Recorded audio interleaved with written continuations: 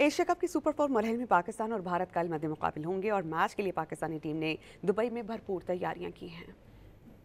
आपको बता रहे हैं कल मद्दे मुकाबिल होंगे दोनों टीम्स। मैच के लिए पाकिस्तान टीम ने दुबई में भरपूर तैयारी की है। पाकिस्तान टीम में 1 से 2 तब्दीलियां भी हो सकती हैं।